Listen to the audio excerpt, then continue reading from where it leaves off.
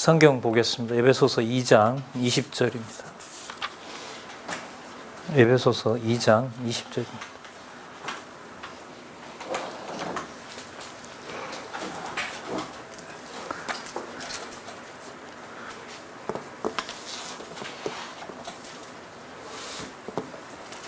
제가 읽겠습니다.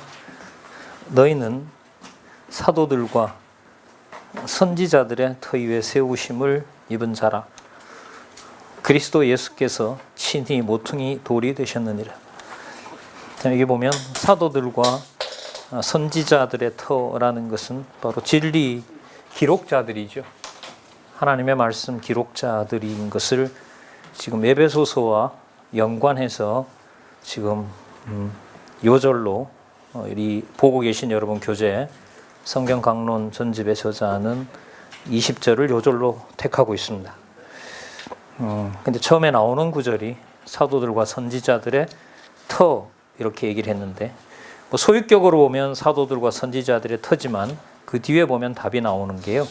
예수 그리스도께서 친히 모퉁이 돌이 되셨느니라 이렇게 말합니다. 그러니까 그리스도께서 기초가 되셔서 사도들과 선지자들의 진리 기록으로 하나님의 교회가 세워진다. 이게 이제 요지입니다. 이 요절이 중요한 게요. 이 에베소서 다음에 우리 오늘 좀 좋은 자료가 왔는데 글자가 좀 목사님들 보시기에 잘 수도 있고 뭐 여기도 있으니까요. 다 이래저래 활용을 해서 보시면 또 가지고 계신 메모도 있고 하니까 에베소서 다음에 빌립보서가 나오고 골로새서가 나오죠. 그 다음에 데살로니가 전후서. 제가 미리 좀 꼼꼼하게 준비는 데살로니가 전후서까지 제가 준비를 했는데 오늘 닿는 시간이 어느 정도까지인지는 또 되는 주신 여건 따라서 해야 될 것 같습니다. 일단 시간은요. 오전에 2시간 하고요. 오후에 1시 반부터 4시 반까지 세 타임 하고요. 그리고 제가 또 지방 출강 때문에 오늘 여기 방송 설비를 가져오신 장로님한테 다니엘서를 제가 내일 강의해야 될 곳에 녹화를 해야 됩니다. 자유롭게 하셔도 되고 아니면 뭐 같이 참석해 주셔도 되고 자유롭게 해주시면 되겠습니다. 그래서 5시 반까지 오늘 공부하도록 그렇게 하겠습니다. 자, 다시 돌아와서 말씀드리면 에베소서 다음에 나오는 빌립보서, 그 다음에 골로새서, 데살로니가 전후서, 더 나가면 디모데 전후서에서부터 빌레몬서까지 그 내용과 관련해서 여기 오늘 보셨던 에베소서 2장 20절 에베소서 요절은 대단히 중요합니다. 왜냐하면 앞으로 이제 나타나는 이른바 바울 서신 뒷부분에 보면 교회의 소중함으로 성도들에게 축원해서 교회 성도들에게 축원하는 것으로 모두 다 마칩니다. 구조가 그렇게 되어 있어요. 서신서의 모든 구조가. 근데 이 에베소서 뒷부분부터 이제 강조하기 시작하는데요. 그럼 거기에 아까 사도들과 선지자들의 터라고 그랬잖아요. 사도들과 선지자들의 터가 뭐냐 하면 이 디모데 전서 후서에 가면 나옵니다. 진리의 기둥과 터거든요. 하나님의 집은 진리의 기둥의 터라. 한마디로 말씀드리면 성경 공부 열심히 하자는 거예요. 사실은. 그렇게 끝나요. 빌립보서도 그렇고 골로새서도 그렇고 그러니까 명확한 거예요. 개혁파 교회가 지금 표지는 그렇게 잡아놓고 엉뚱한 방향으로 성도들 시간을 다 빼앗은 것이 이건 너무너무 큰 범죄죠, 사실. 네. 그런데 성경을 그런 문제의식을 가지고 보다 보니까 아까 말씀드린 이게 요절이 맞구나. 요절이 맞구나. 우리 지난번 잠시 상고를 하면 창세전부터 왔었죠. 에베소서가 크게 세 구조로 되어 있죠. 이거 참조하겠습니다. 교회의 진리를 통해서 무장시키는 거거든요. 그러니까 에베소서에서부터 이제 빌레몬서까지인데 이게 교회 무장을 통해서 예수가 그리스도이심을 성령께서 증거하시는 신약 중에 한 부분입니다. 다시 말씀드리면요. 에베소서는 성령께서 교회의 진리를 통해서 무장을 하게 하시면서 예수가 그리스도이심을 성령 자신이 증거하는 내용이 바로 신약입니다. 이 신약은 구약의 언약된 메시아가 오신 내용입니다. 그래서 마태복음부터 계시록 어느 부분까지라도 바로 예수가 그리스도라는 사실, 또 이분은 사실 어떻게 보면 지상에 오신 예수님이고요. 성령에 의한 성취에서 예수님은 어디죠? 아버지 우편에서 천상에서 사역을 하시고 그것을 땅에서 성령께서 뭐 한 거죠? 성취하고 확증하는 거죠. 그러니까 이게 좀 묘한 거예요. 묘한 게 아니라 심오한 거죠. 목사님들과 저희들 오늘 또 이렇게 교회로 그리스도를 머리로 해서 모이게 해주신 일이 승천하신 그리스도께서 우편에서 통치하고 있는 현장이 된다라는 게 이게 쉬운 얘기가 아니잖아요. 일반적인 얘기도 아니고. 그렇기 때문에 중요한 목사님, 귀한 목사님들을 만나서 제가 여기서 제 철학이나 어떤 제 사상이나 제가 알고 있는 어떤 뭐 공부의 노하우나 그렇게 된다면 저도 저주받는 거고 목사님들도 아까운 시간 보내시는 거고 그래서 성령께서 이 시간을 인도해 주셔야 되는 절체절명의 그런 시간이 많아질수록 그런 아주 중요하고도 중대한 그런 이제 현장의 목사님들을 뵙게 됐습니다. 어쨌든요, 에베소서 내용은 크게 신약교회의 설립과 설립된 교회가 성장되게 하고요, 성장한 교회가 신약교회의 다운 생활을 하도록 하신다는 내용이 바로 뭐냐면 에베소서라고 할 수가 있습니다. 우리가 지난 시간에는 어디까지 확인했냐 하면은요, 신약교회 설립을 확인했습니다. 어디에 근거를 둔다 그랬죠? 창세전. 맞죠? 그리스도 안에서. 에베소서 1장에 나왔던 그리스도 안에서, 그리스도 안에서, 그리스도 안에서. 저 그림으로 가서 본다면, 저 그림으로 보서 간다면 여기겠죠. 여기에 근거를 두고 지금 뭘 얘기하는 거죠? 여기. 교회를 세워서 이제 하나님께서 재림하셔서 천년왕국하고 최후 심판까지 가는 이 근거를 여기서 잡고 있는 거죠. 여기서 잡고 있는 겁니다. 자, 적절하게 우리 활용하면서 오늘 들어가 보도록 하겠습니다. 그러면 3장에서부터 시작된 내용은 뭐냐면 신약교회의 성장을 해주신다는 약속을 해주는 내용이 바로 3장에서부터 시작이 됐습니다. 신약교회의 성장. 설립한 교회를 하나님께서 세워주신다는 겁니다. 여러분, 여기서 신약교회의 성장이라고 했을 때는요, 이 신약교회에 어떻게 보면 그 대한 말로 이렇게 맞세운다면 구약교회가 되겠죠. 그럼 이게 무슨 말이 되냐 하면 구약교회라는 말은 어디에 안 나오죠? 구약에 정작 나오진 않습니다. 이게 의미인 거죠. 그러면 신약교회라고 낱말을 쓰게 되면 동시에 그럼 구약교회가 되는 거잖아요. 그러면 창세기에서부터 말라기까지 내용이 무엇의 관점에서 조명이 되는 거죠? 교회라는 관점에서 조명이 되는 거죠. 그게 전부 누구에 대한 언약이 되는 거죠? 메시아에 대한 언약이 되는 겁니다. 그 메시아 증거, 메시아가 선지자 왕 제사장 되실 뿐만 아니라 그분이 바로 하나님이시다라는 복음서, 우리가 로마서부터 사실 출발했습니다만은 예수가 그리스도라는 것은 이 네 가지 전체를 말을 하는 겁니다. 자, 크게 보면 그분이 메시아이시기 때문에 선지자이시고 왕이시고 제사장이시고, 이분이 메시아이기 때문에 이분의 신분은 뭐냐면 아들의 신분이고 낮은 신분이고, 그분은 결국 높아지신 신분이고. 자, 그렇다면 그분이 하시는 사역은 아버지의 아들로 오신 사역을 하시고, 그 사역의 내용이 바로 나라가 되고요. 나라의 내용이 또 뭐가 되냐면 강도까지도 뭘 만들 수 있는, 자기 자녀 만들 수 있는 뭘 가지고 계세요? 이른바 사역의 효능을 가지고 계시죠. 그게 바로 대속사역입니다. 따라서 그분은 누구다? 본성이 하나님이시다. 이렇게 되는 거죠. 그래서 결과적으로는 예수님은 하나님이세요. 자, 예수님이 하나님이시고 성령은 누구시고, 우리가 보통 삼위일체 얘기를 하는데요.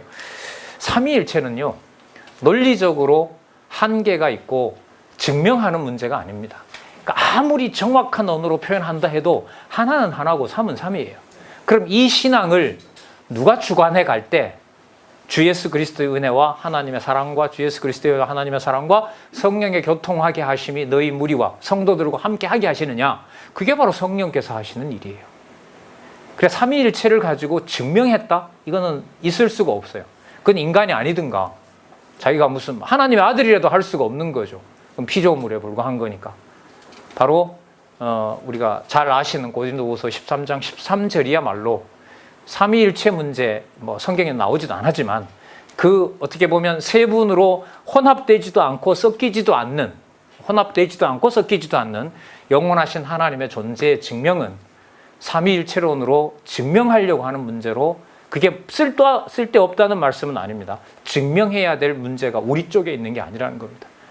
그야말로 믿음으로 성부, 성자, 성령 하나님께서 영원하신 하나님이다라는 사실을 성령께서 인도해 주셔야 가능합니다.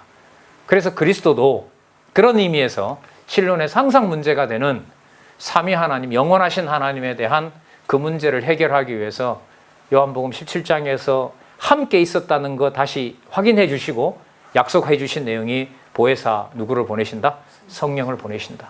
그럼 저에게 삼위 하나님에 대한 신앙, 이른바 영원 자존하신 하나님에 대한 신앙이 존재한다는 것은 내 이해와 내 논리적 구조와 능력에 따라서 증명이 됐기 때문에 믿어지는 것이라고 말할 수가 없는 거죠.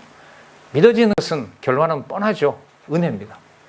믿음은 은혜인 거죠. 100% 은혜입니다. 어떤 경우에라도 그건 대체될 수가 없는 겁니다. 자, 그러면 우리가 지난번에 3장에서부터 4장 16절까지 3장의 내용은 뭐였냐면요. 3장 1절에서부터 13절 내용은 사도 직분에 대한 임무를 밝혀줬습니다. 자, 일단 이 부분부터 볼까요? 8, 6, 7, 8에 보시면 신약교회의 성장 가운데 첫 번째 사도 직분의 임무가 나타나는데 우리 강론집 구조, 성경에 내한 이해의 구조라고 저는 생각을 하는데요. 그 세 단락의 그 중요함을 다시 한번 확인하도록 할게요. 8, 6, 7, 8에 나타난 신약교회의 성장 3에서부터 4장 16절까지 세 단락은 첫 번째 단락은 4장 16절까지에 대한 개략적 요약. 그죠? 그럼 두 번째 단락은 자, 이러한 증거는 밑에서부터 두 번째 단락이죠. 8, 6, 7, 9에 첫 번째 단락 밑에 두 번째 줄. 이러한 증거는 여호와 하나님께서 언제요? 창세전에 작정하신 영원한 뜻에 따라 언약하신 말씀에 바탕을 두고 있다. 자, 그림 그려놓으니까 좋네요. 자, 여기에 대한 근거를 어디로 잡는 거죠? 이걸 이제 밑으로 그렸는데 위로 올려버리면 올라가고 하면 어디로까지 가는 거죠? 영원한 언약 성취, 영원한 천국의 근거를 두고 신약교회가 설립한 거죠. 그럼 이렇게 바꿔버리면 목사님들과 저희들이 오늘 예를 들면 오늘 하루 성령께서 진리의 토대를 뒀다는 것을 확인했다는 말은 세상 일이 아닌 거예요. 전 그래서 교회가 엄격하다는 말을 자꾸 말씀을 드리는 거예요. 그럼 목사님들이 예를 들면 가서 선포했어요. 성도들이 너무 좋아하고 우리 목사님 요즘 진짜 말씀 너무 좋다라고 했을 때 서로 좋아하는 현장이 아니라 어디에 속하도록 영혼을 끌어가 버린 거죠. 여기다 데려다 놓은 거죠. 그렇게 저는 엄격하다 겁난다는 말을 자꾸 드리는 거예요. 거기서 여러분들 저도 오늘 또 부탁하겠습니다만은 저자가 경동 강좌를 정리하면서 마지막 부탁이 따라서 박수 치지 마세요. 이 부분이 혼동되니까 순간 쉬는 사람들이 서로 혼동이 되니까 그래서 저도 잘하는 강의는 아닙니다만은 사람이 이렇게 오해받는 그런 일들도 우리가 스스로 좀 경계했으면 좋겠다 이런 생각이 듭니다. 자, 어쨌든 이 성립이 신약으로 가서 구약과 연관되고 창조와 심판이 연관되면서 창조와 심판을 작정해 놓은 영원한 천국, 영원한 언약 성취, 이 여호와의 계시가 여기에 지금 일어나고 있는 거죠. 그러니까 목사님들이 말씀을 듣고 처음 만났는데 이런저런 말씀 예를 들면 예언을 통한 언약을 들으셨다, 여기까지 들었다, 신약 다 확인하고 개론 내가 확인하는 중이다라고 했을 때 저랑 같은 생각이기 때문에 좋아한다. 이거는 극히 인간적이죠. 냉정하게 말씀드리면 뭐죠? 여기서 저희들이 서로 만나고 있는 겁니다. 이거 그리스도가 요한복음 17장에서 약속한 거 아니겠어요? 여기 계시면서 여기로 가시면서 여기에 있었던 것을 아버지에게 확인하는 거잖아요. 아버지 절대로 버리면 안 됩니다. 아버지가 내 안에 내가 아버지 안에 저들도 우리 안에 그리고 이들 일화뿐만 아니라 장차 올 자들도 이미 아버지 안에 있었다는 거 아버지 절대로 버리시면 안 됩니다. 아버지 그거 잊으시면 안 됩니다. 그 기도를 하시고 가셔서 성령께서 오셔서 이걸 확인해 주고 있는 거죠. 자, 그래서 이게 두 번째 단락이 여호와 하나님께서 창세전에 작정하신 영원한 뜻에 따라 언약하신 말씀에 바탕을 두고 있다. 그 다음 세 번째 단락은 무슨 근거죠? 구약 근거. 맞죠? 구약 근거 여기서 뭘로 들고 있죠? 신약교회 성장에 대해서 역대상 11장 12장 여러분 거기에 보면 무슨 내용이 나오냐면 다윗으로 이스라엘 왕을 삼아 두목과 용사들로 나라가 점점 견고하고 왕성하도록 섭리하셨습니다. 그 다윗에게 소속했던 장수들이 수십 명이 나오잖아요. 그 이름이 왜 언급이 될까? 전 굉장히 오랫동안 고민했어요. 로마서 16장에 있잖아요. 목사님 너무 우리 혼돈스러우니까 다음에 목사님 강의하실 때는 좀 상세하게 설명해 드리고요. 맞아요, 목사님 말씀. 자, 무슨 뜻이냐면 다윗에게 군장들이 제일 많이 붙을 때가 언제인 줄 아세요? 골리앗 때려 눕힐 때가 아니고요. 뭐 할 때죠? 사울에게 쫓겨다닐 때 하나님이 붙여줘요.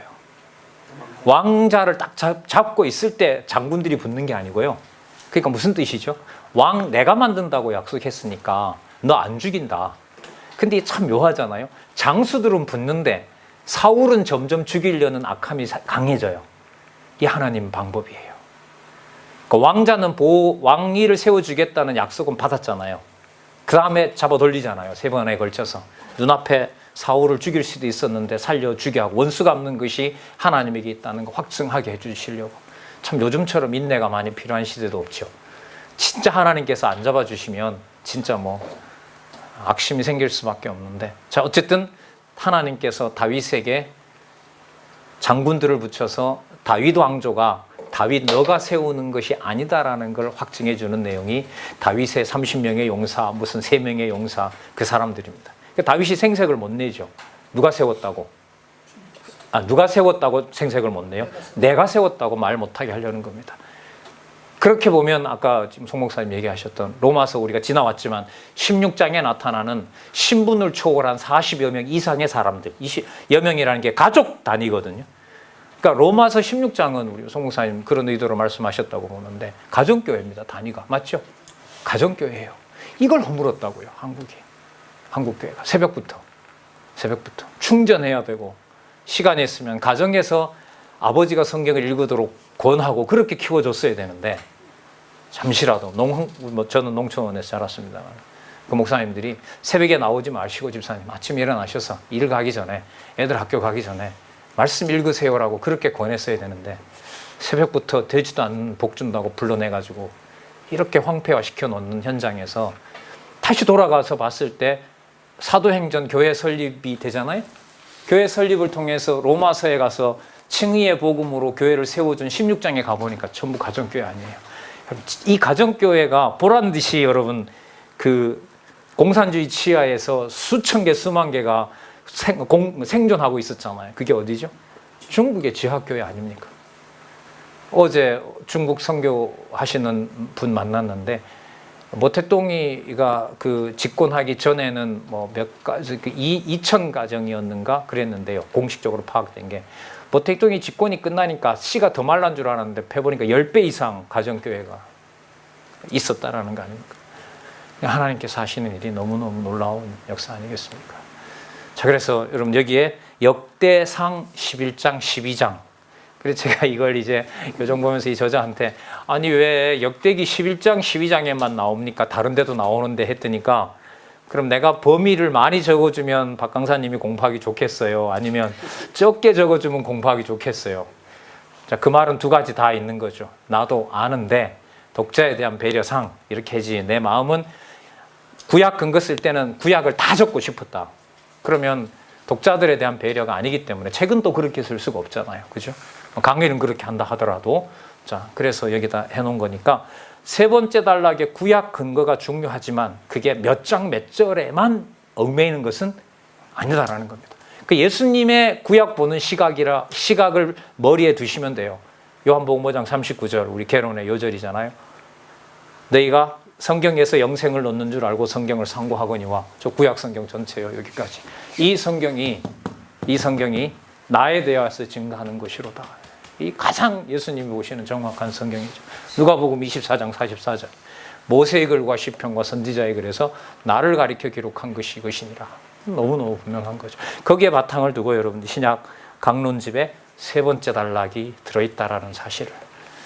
1차적으로는 11장 12장의 확인이 중요하겠죠. 그 다음에 역대기서 전체에 대한 또 이 확대되는 공부도 하나님 주시는 힘 주실 때까지 저희들 연구해서 전하다가 가면 되니까요.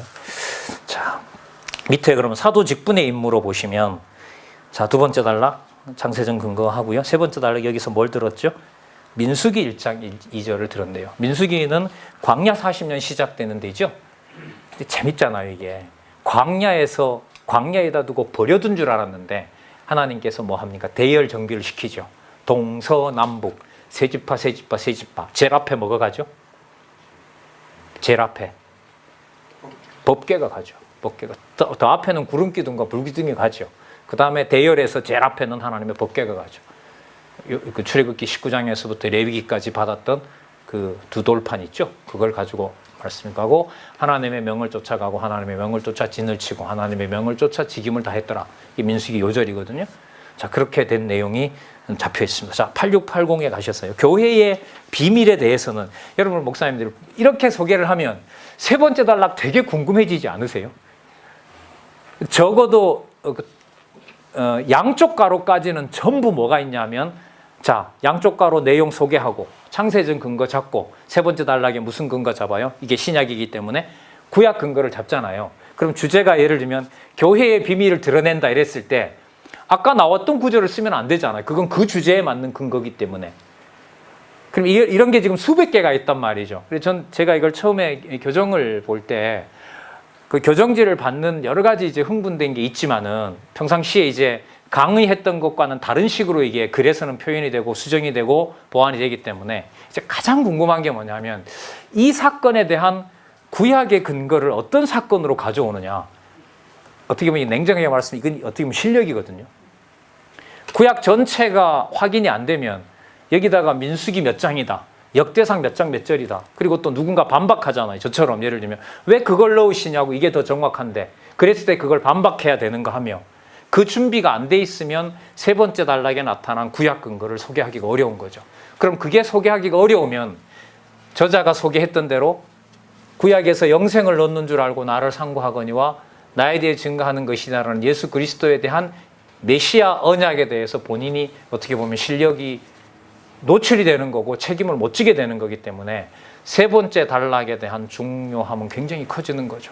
그러니까 제가 볼 때 이 저자가 늘 말하는 알면 다 알고 모르면 다 모른다라는 것에 대한 가장 중요한 얘기가 뭘 얘기를 하고 있느냐, 이 성경 강론 전집에서 제가 볼 때는 세 번째 단락 같아요.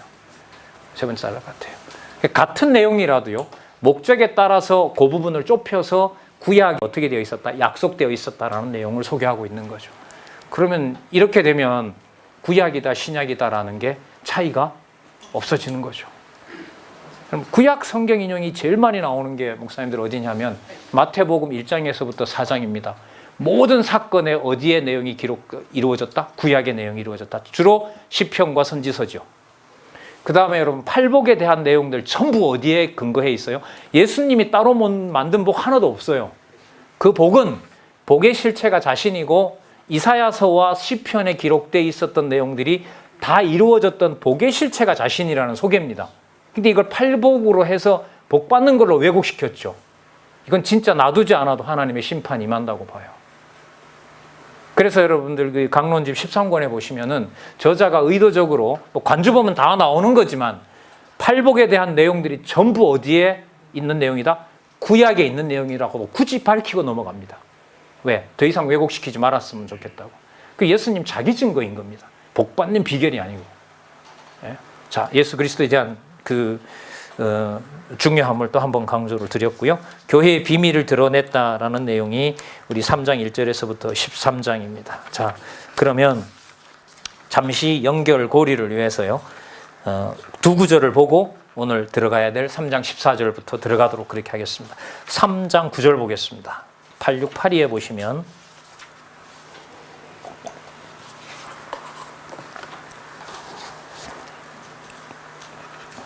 영원부터 만물을 창조하신 하나님 속에 감추어 있던 비밀의 경륜이 어떠한 것을 드러내게 하려 하심이라.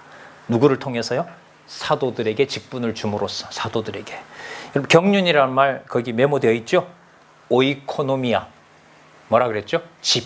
예, 집, 교회. 집, 교회. 자, 여기서 비밀의 경륜이라는 말은 뭐냐면 비밀 속에 감추어져 있던 교회가 어떠한지를 뭐 하려고 함이라? 드러내려고 하려 함이니라. 창세전 비밀 여러분, 교회. 이게 무장의 근거입니다. 무장의 근거입니다. 그러니까 세상에 어떤 것도 창세전 하나님께서 확정해 놓으신 이 교회는 뭐 할 수 없습니까? 절대로 흔들 수가 없는 겁니다. 그러니까 사단만큼 헛된 짓 하는 놈이 없는 거죠. 네, 절대로 무너질 수 없는 것을 뭐 하도록 지음을 받은 거예요? 죽어도 무너뜨리려고 지음 받은 거죠. 그래서 요한복음에 가면 처음부터 뭐 한 자다라고 규정하죠? 처음부터 살인한 자다. 자, 살인하죠. 처음에 누구를 살해하죠? 사단을 하와를 살해하고 에덴 동산을 자기가 접수해 버리려고 하죠. 그렇다 하더라도 창세전 그리스도의 교회는 절대로 무너지는 법이 없습니다. 그래서 이제 성경을 전하는 목사님이나 이제 저 같은 사람들이 가장 큰 글쎄요 범죄가 맞죠. 하나님의 교회를 내 기준에 안 맞는다고 폄하하고 정죄하는 것은 그건 적그리스도입니다. 경계한다고 되는 문제는 아닙니다만은 뭐 교회가 크고 작고 간에 주어진 교회를 내 기준에 안 맞는다고 뭐 한다? 내 기준대로 정죄하고 판단한다. 그래서 이게 평생으로 그렇게 살아야 되는 거라면 글쎄요 누가 기띔해 준다면 뭔가 결정을 내리는 차라리 이렇게 살아서 교회를 내 기준대로 끌어가느니 하나님 그냥 말씀만 보고 수 있도록 해 주십시오라고 할 정도로 에베소서 내용은 여러분 잘 아시는 대로 이거 옥중서신이죠. 그죠? 그 중요하고 바쁜 사람을 왜 옥에다 데려놓냐고요. 교회 네가 설립하는 거 아니다는 거죠. 넓게 보면. 왜 감옥 넣으면 안 될 줄 알았지. 자, 지금부터 하는 거 봐라. 그래 하나님께서 대부분의 서신서를 감옥에다 넣고 너는 네 할 일이나 해라. 은사 준 거. 써서 전하고 권하고 그리고 찾아오는 에바브로 디도나 디모데가 대신 가서 뭐 하죠? 편지 전해주고 궁금한 거 있으면 오고 가면서 전해주고 우리 전달자, 편지 전달자와 편지 해석자, 해설자 이렇게 안내자 이게 이제 목사님들과 제 역할인 거죠. 자, 그 다음에 10절 보겠습니다. 목사님 10절 보시면 자 비밀의 경륜이라고 그랬죠. 이는 이제 뭐로 말미암아? 교회로 말미암아. 자, 아까 비밀 속에 있었던 것이 드러난 이 교회로 말미암아 정세와 권세들에게 하나님의 각종 지혜를 알게 하려 하심이니. 목사님들 정세와 권세는요 이 개념이 90% 이상 전부 다 세트로 쓰입니다. 신약 성경에서 정사와 권세를 같이 써요. 자, 간단하게 말씀드리면 정사는 뭐냐 하면은요 보이지 않는 영적 주관자들, 이른바 세상의 권력을 이끌어가는 불순종의 영들, 그게 정사라면은요 권세는 뭐냐 하면 거기에 후원을 받는, 예를 들면 로마 제국의 황제들이나 로마 제국에 있는 계시록에 굳이 예를 든다면 열불들, 그러니까 로마 황제의 조종을 받는 악의 세력들. 그러니까 누구다라고 할 수는 없는 거지만 세력이 있는 거잖아요, 그죠? 여러분 우리나라는 청와대가 통치하는 거 아니잖아요. 어떤 한 그룹이 통치를 하고 어떨 땐 그룹 중에 누가 하나 부각될 수도 있는 거고. 그래서 정사와 권세는 세트입니다. 그럼 정사와 권세는 하늘에 속한 세상의 영을 주관하는 자가 세상의 통치자를 통하여 어디를 핍박하게 된다? 교회를 핍박할 때 그 세력을 뭐라고 부르냐면 정사와 권세라고 합니다.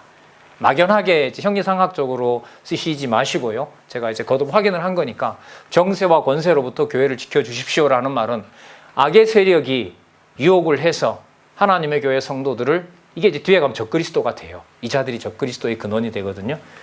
목사님들한테 좀, 오늘이 방학이에요. 저희들 8월 달에 방학할 거거든요. 다음에 우리 오늘 17권을 제논 준비해 왔는데 뭐 가게 돼도 상관은 없어요. 미리 보시고 가서 17권 안 가져오시면 확인해도 되고요. 이제 18권 가서 보면 666 궁금하시잖아요. 666이 결국은 정사와 권세의 실체라고 봐도 틀리진 않아요. 끝에 13장에 666 나오거든요. 14장부터 뭐가 시작이 되냐면 하나님의 영원한 심판이 시작이 돼요. 그러면 13장에 왜 666이 나오느냐?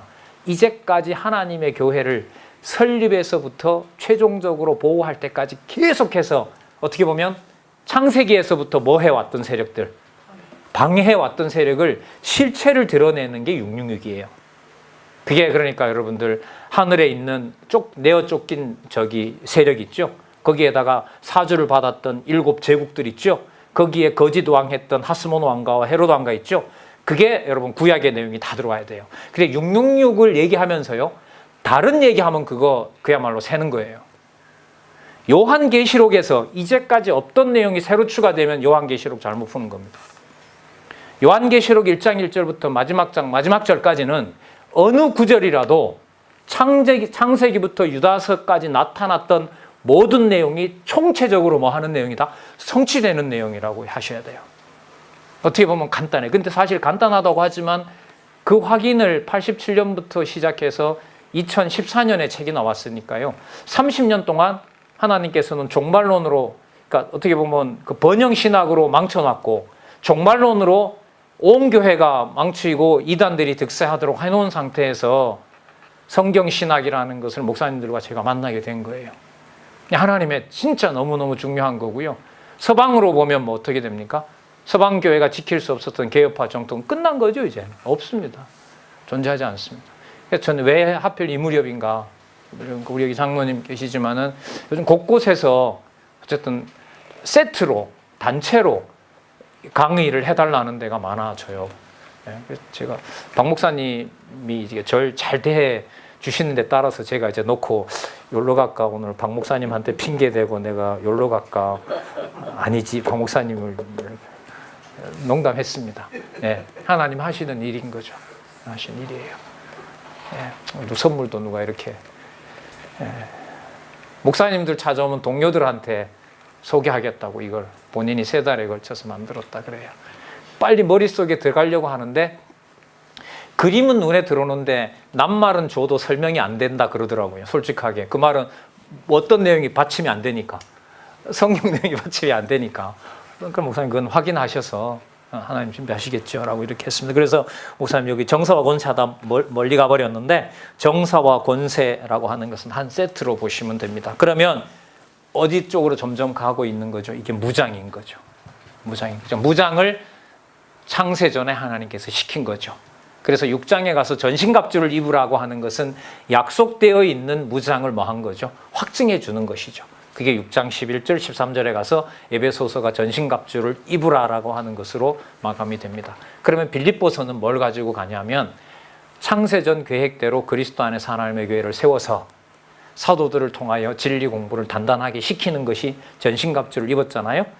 그 전신갑주를 통하여 빌립보서, 골로새서, 데살로니가 전후서, 그 다음 어디까지요? 빌레몬서까지 쫙 가야 돼요. 그래서 빌레몬서까지 가는 동안 에베소서가 한순간도 언급이 안 되면 처음에 무장과 관련된 토대가 무너져요. 그래서 목사님들하고 공부하면서 이제 거듭 확인할 때 본문에 있는 예를 들면 에베소서 교회의 진리를 통한 무장이 맞춰갈 때 그 다음으로 빌립보서 내용이 복음에 합당한 생활이잖아요. 복음에 합당한 생활로 넘어가도록 이게 어떻게 모아지고 있지? 이게 안 모아지면 제목은 따로 놀아요. 그러니까 비록 내용이 4장, 6장, 4장, 6장, 4장 이렇게 된다 하더라도 분량은 많지는 않지만 개념으로 보면 이게 압축이 한두 번 쓱 봐서 압축이 되는 건 아니에요. 어떻게 보면 사단과의 큰 싸움은 저희들이 문서설과의 싸움인 건데 성경의 각권을 그대로 놔둬도 된다는 것이 우리는 절대로 그러면 안 된다라는 걸로 맞서는 게 진리투쟁이거든요. 자, 그렇기 때문에 그런데 맞추어서 이 그림이 의미하는 바가 그런 거잖아요. 다 연결되어 있고 다 묶이게 되고. 자, 그럼 우리 3장 14절부터 교회의 성장을 간구하는 내용으로 한번 가서 보도록 하겠습니다. 자, 이거는 약속된 것을 구하는 것이지 새로 뭔가 해달라고 하는 것이 아닙니다. 자, 14절 볼까요?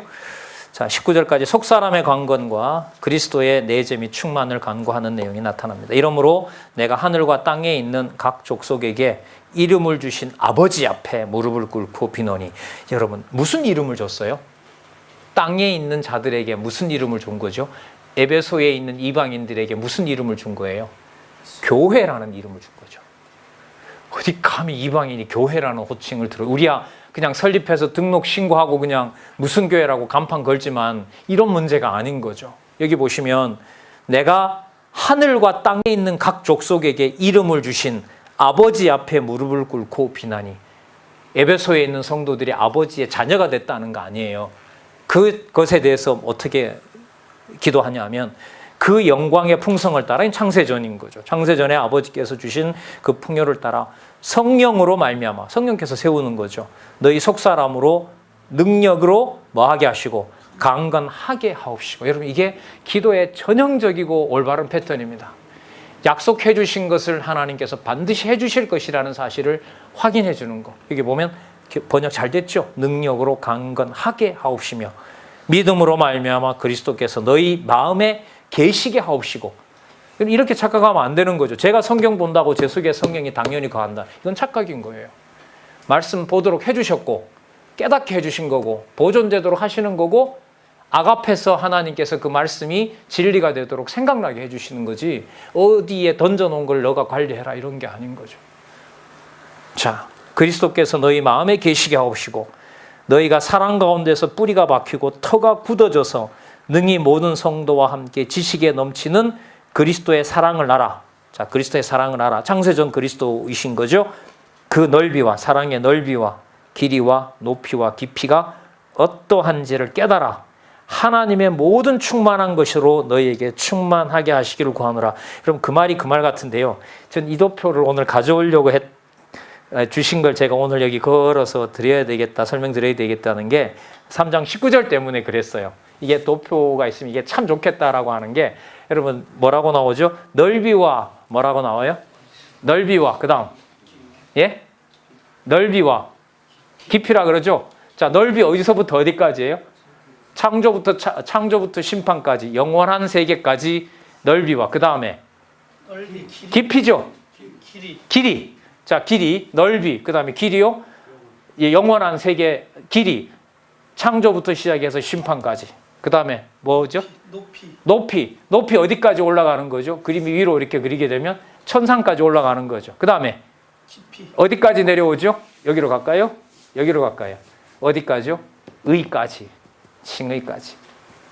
하나님과 세계와 인간의 관계도 이게 더 낫겠네요. 이게 여러분 여기 무한대 표시 있죠? 네. 무한대 표시가 무슨 말이냐면 인간 속에 있는 우리의 생기를 하나님이 동떨어져서 우리 보고 관리하라는 게 아니라 끊임없이 어떤 세계가 영원한 세계의 통치 아래서 무엇에 생명의 근원 되신 하나님께서 뭘 보고 있다. 뭘 보존하고 계신다. 우리 속에 있는 영원 생기를 뭐 하고 계신다? 돌보고 계신다. 그래서 목사님들 앞으로 성경 개론 구조가 명확해지는 것은요. 제가 이 그림이 마음에 드는 게 여기 보면 하나, 둘, 셋, 넷, 다섯, 여섯, 일곱 개인데 이건 뭐 천지창도 그림이라고 요거 빼고도 한다더라도 하나, 둘, 셋, 넷, 다섯, 여섯 이거하고 저거하고는 좀 비슷하니까요. 어쨌든 이 5개의 도표가 머릿속에 서로 교차되는 것이 성경 개론 공부하고 같이 간다고 보시면 돼요. 제가 학교 다닐 때 이런 그림이 막 이제 그려지기 시작해요. 90년도에. 그럼 전 대구에서 공부했는데 이제 사경회를 연애 한 몇 번씩 하는 거예요. 오면 무슨 이런 도표를 하나 그린단 말이에요. 그럼 제가 이제 너무 답답한 거예요. 왜 답답하냐면 저 그림을 저렇게 그려도 되나? 저게 무슨 성경적 근거가 있지? 그래서 제가 이제 만약 이런 그림 하나 딱 그리고 하면 이게 몇 장 몇 절에 나오는 거예요, 목사님? 이제 그렇죠. 그럼 이제 쳐다봐요. 그리고 답은 뭐라고 하냐면 공부나 더 하지. 왜 더 하냐? 창세기부터 계시록까지 보고 뭐 하는 거니까. 여러분 이 그림이 예를 들면 여기 이거 볼까요? 목사님, 이 그림이 에베소서 6장 다음에 그려놓은 거거든요. 개론해 보면 자 이게 이거예요. 창세기부터 요한계시록까지 다 보면 이제 이 그림이라는 거고 창세기 1장 2절 개론 다음에 보면 이게 나와 있거든요. 창세기 3장 다음에 요거 그림을 그려놓은 거예요. 의도가 된 거죠. 욥기 42장 끝나고 나니까 사단과 관계에서 요 그림이 붙어 있거든요. 전도서 12장 지나니까 하나님과 세계와 인간의 관계도를 그렸어요. 그러니까 배치가 의도가 있는 거죠. 그 다음에 이거는 뭐냐? 에베소서 6장 끝나면 요게 나와 있는 거예요. 이거는 성경신학 개론으로 갈 때 제일 먼저 나오는 그림이 이거예요. 그러니까 결론에 있는 그림이죠, 이게. 성경신학 총소가 서론, 본론, 결론인데 결론이 뭐냐 하면 성경신학 개론이잖아요. 그 개론에 성경신학 개론 시작할 때 이게 들어있거든요. 자, 제가 드리고 싶은 말씀 뭐냐면 이 그림이 창세기에만 해당되겠어요? 창세기부터 요한계시록에 다 해당되겠어요? 다 해당되는 거죠. 그러니까 이거 몇 장 몇 절에 근거합니까? 두 번째 동그라미가 이래 물으면 답한 거죠. 공부나 더 하지? 예, 학교 다닐 때. 그게 뭔 말인지 이제 목사님들 아시겠죠. 그래서 이 그림은 그때마다도 이해가 되지만 개론이 들어가면서 자 어쨌든 누구 중심의 도표인 거예요. 이 도표들도 하나님 중심에. 이거 꼭 염두에 두시면은요. 그래서 제가 우리 있는 교회에서 공부할 때 선생님들한테 남의 동네 얘기지만 이 성경 신학의 부적이다. 이마에도 붙이고 집에도 붙이고 이런 농담도 했는데요. 이게 같이 갈 겁니다. 언약 성취 섭리하면서 이게 들어가게 되고요. 이게 들어가면서 이 문제가 들어가고요. 거기에 여러분 이게 들어가기, 이게 서로 오버랩이 되면 뭐가 되는 거죠? 하나님의 존재가 확증이 되는 거죠. 그런 걸로 도표를 보시면 될 것 같아요. 자, 그러면 여기 와서 여러분 19절에 말씀과 관련해서 들었고요. 자, 그 다음에 3장 20절부터 21절을 보면 구하고 생각하는 것을 넘치게 하는 이 하나님이겠죠. 그리스도와 예수를 통해 영원무건한 영광을 돌리는 내용이 나타납니다. 자, 볼게요. 우리 가운데 역사하시는 능력대로, 그러니까 사도 바울을 감옥에 보낸 것도 성령께서 뭐 한 거죠? 역사하신 거죠. 로마 군인들이 잡아서 넣은 게 아니고요. 우리 가운데 역사하시는 능력대로 우리의 온갖 구하는 것이나, 구하는 온갖 것이나 이렇게 번역해도 좋을 것 같아요. 우리가 구하는 온갖 것이나 생각하는 것에 더 넘치도록 능히 하실 이에게 어디 안에서와? 어디 안에서요? 교회 안에서 이러면 사고가 어디까지 나아가는 거죠? 어디까지 가죠? 여기까지 다 가는 거죠. 여기까지 가는 거죠. 여기까지 가는 겁니다. 자, 교회 안에서와 또 교회의 머리 되시는 그리스도 예수 안에서 무엇이? 영광이 대대로 영원 무궁하기를 원하노라. 자, 그 다음에 영광의 무궁한, 교회 안에서와 그리스도 예수 안에서 영광이 무궁한 증거가 뭐냐 하면은요, 그 다음에 신약교회를 뭐 한 내용입니까? 조직한 내용이 바로 영광이 무궁한 내용입니다.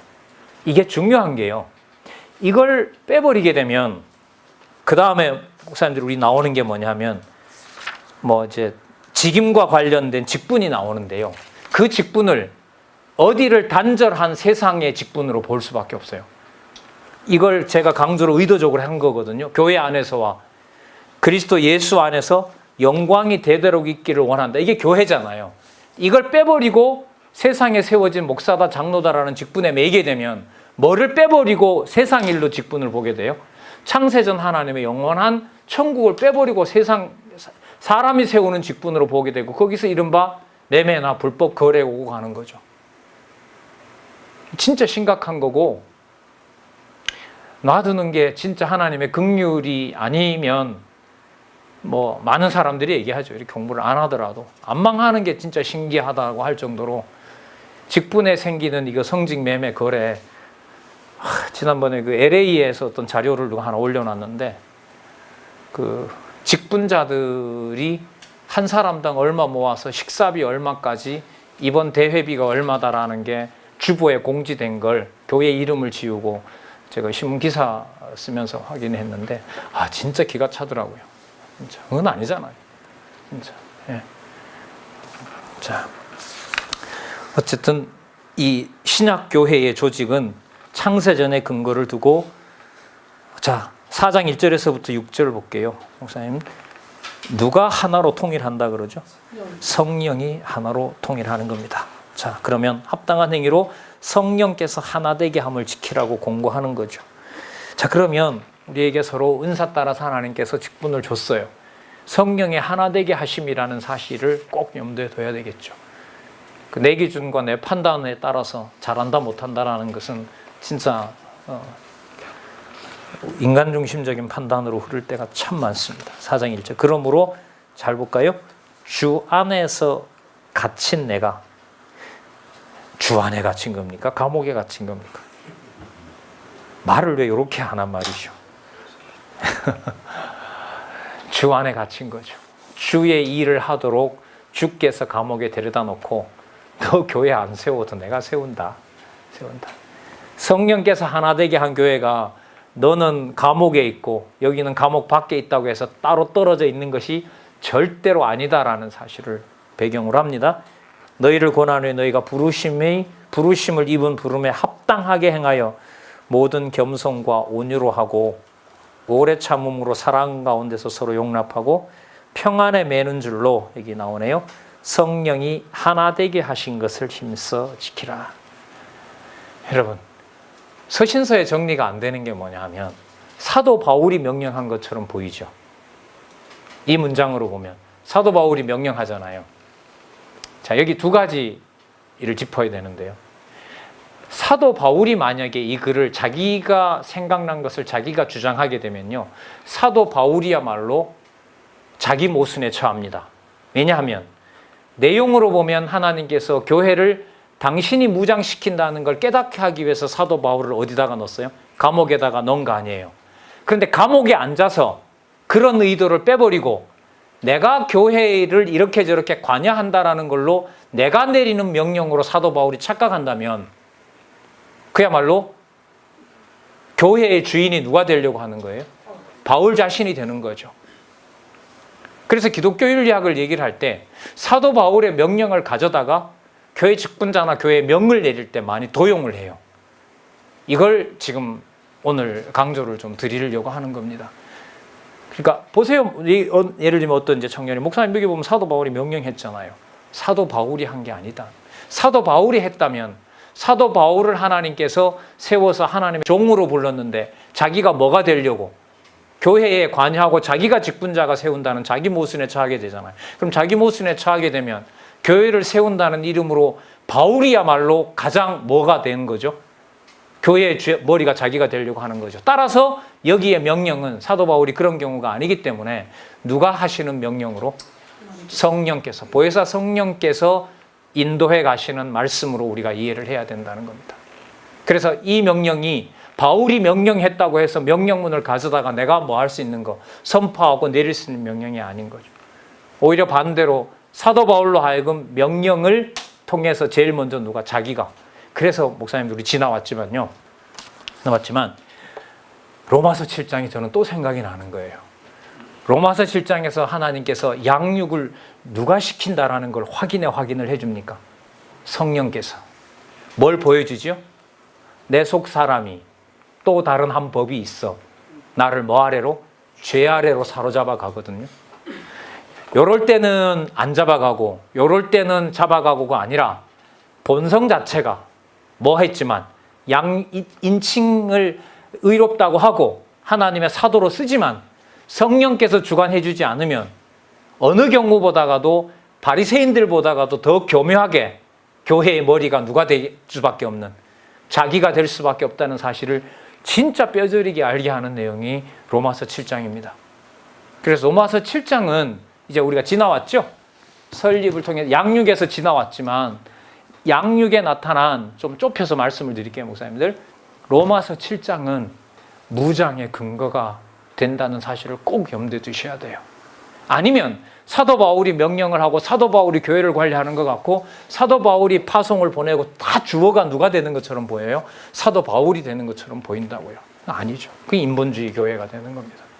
그래서 여러분 이 제목 자체가 성령께서 교회를 설립하고 성령께서 교회를 양육하고 성령께서 교회를 무장시키고 성령께서 교회를 투쟁하게 하고 성령께서 승리의 날까지 보존하게 된다는 이 주제가 나온 것이 한국 교회가 성령론으로 하나님의 교회를 망쳤기 때문에 이걸 성경에 대해서 거듭 확인해서 누가 하시는 일이다.